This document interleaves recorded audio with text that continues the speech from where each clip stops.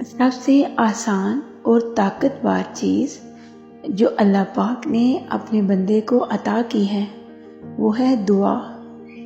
جب مشکل ترین حالات ہوں، کوئی امید بھی نہ ہو، سب کچھ ناممکن لگ رہا ہو، تب بھی اللہ کہتا ہے مجھ سے دعا کرو، میں دعاؤں کو سننے والا ہوں۔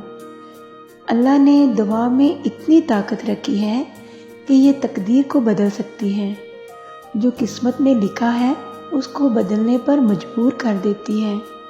تو سوچیں، اگر دعا میں اتنی طاقت ہے تو دعا سننے والے رب کی طاقت کس حد تک ہوگی؟